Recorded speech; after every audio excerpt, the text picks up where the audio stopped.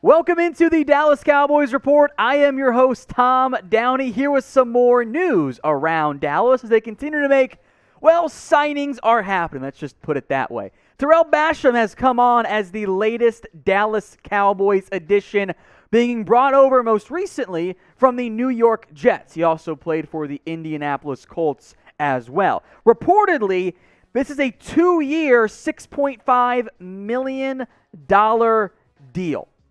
Now, that's a little bit more significant than what the previous deals have been, and makes me wonder if, we'll get to ALDON Smith later on. Let's just leave it at that one. The Cowboys liked him coming out of the 2017 NFL Draft when he was a third-round pick by the Indianapolis Colts, a promising football player who has never really been able to put it all together in the NFL coming out of Ohio. By the way, he just turned 27 years old today, by the way. So happy birthday to Basham. A pretty good birthday on that front there. From a disruption perspective, there have been some flashes of it. In the end, I think this should be pretty obvious. It's been the Cowboys' MO all off season. Depth. That is what this move is. Also, I do want to shout out Michael Gelkin for throwing out this particular name, frankly, several days ago.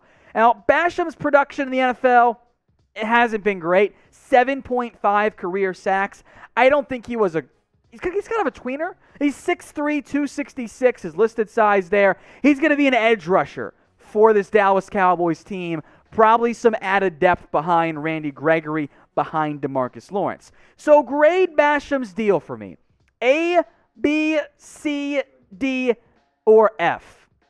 I don't know the guaranteed money on that, so I do want to hold off a little bit, but if it's get outable after 1 year and it's, say, 1 year, year one cap hit comes in around, 2.5, and then year two comes in around 4, it's probably in that C category.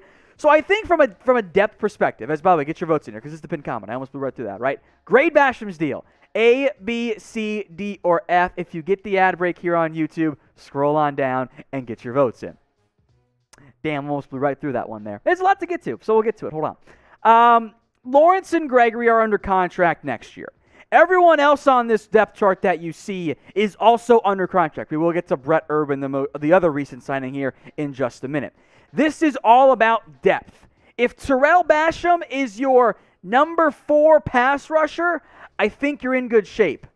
If he's your number 3, rotating with Dorrance Armstrong, Bradley, and I, probably okay, but I honestly don't love it. In the end, Basham is not going to start over Randy Gregory. That doesn't make any sense. This is simply more depth at the edge rusher position. That is what this move is by the Cowboys. This is insurance in case ALDON Smith does not return. It's, I'd argue, an upgrade, purely from a player perspective and pass rushing perspective, over Dorrance Armstrong. So I do like that perspective because I don't like Dorrance Armstrong all that much. If you're banking on him to play significant snaps for you, it's probably not going to go the way you really want it to, but the Cowboys liked him coming out of Ohio back in 2017. So this does make some sense for them.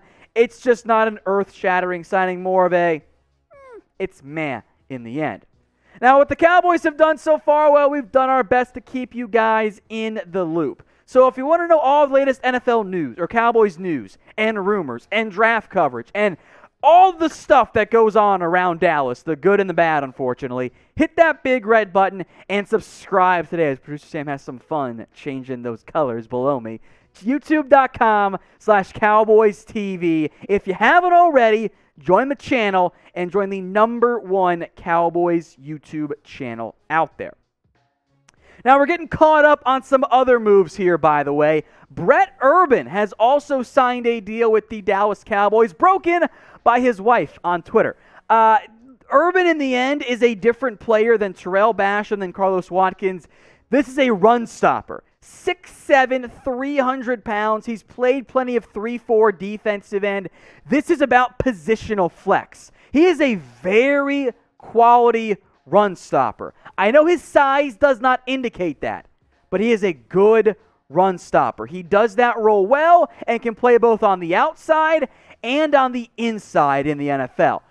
My suspicion, this move, This is your Tyrone Crawford replacement. This is someone who on first and second downs can play defensive end for you if you want. If you want to kick him inside on some third downs, that works too. He and Carlos Watkins and Tarell Basham are all rotational players. They're probably not going to be full-time, majority of snap starters for you. I've actually liked Brent Urban for quite a while. I think he's a solid football player. He does what he does well. He's not going to be a massive sack obtainer. He's going to get you maybe a couple each season, but he is going to be a good run stopper. He is going to be able to help free up other players behind him, those linebackers, to make some plays against the run. So we don't know the contract deal, at least I don't know as I film this, on Brent Urban. It'll probably be pretty cheap. It is a one-year deal as well. Probably comes in less than Tarell Basham, who, by the way, will count against the comp pick formula, which isn't a big deal because the Cowboys will get some anyway.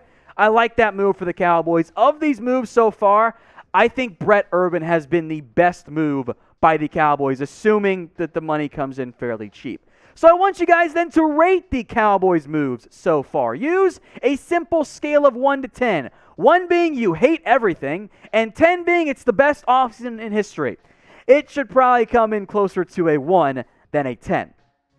Now, with the signing of Carlos Basham, or not Carlos Basham, that's Boogie Basham coming out, Tarell Basham, I wonder if ALDON Smith is gone. And I think the addition of Basham is at least insurance in that case. And what adding Basham allows the Cowboys to do is they don't have to go edge early in the NFL draft if they lose ALDON Smith.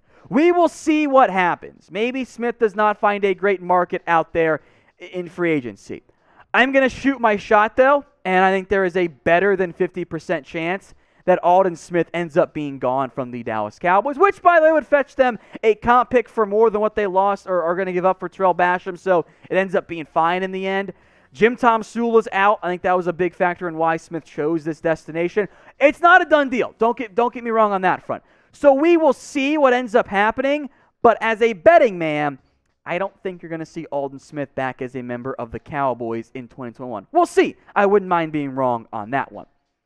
I did want to get to one rumor because I know you guys are going to ask about it, so I figured I'd put it in this video so I could send it to everyone who hits me up on Twitter. Kyle Fuller surprisingly cut by the Chicago Bears, a $20 million cap hit. They could not get a restructure or extension done, so the Bears cut him.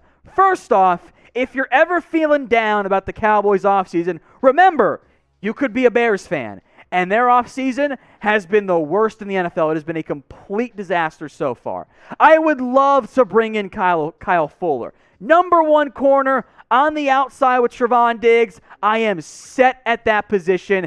I don't need to go cornerback at all in round 1. I'm good at that point. I think a lot of the NFL is going to be highly interested in Kyle Fuller. So because of that, I'm not going to get my hopes up. Yes, I would do it, but I'm not going to bank on it coming true for Dallas.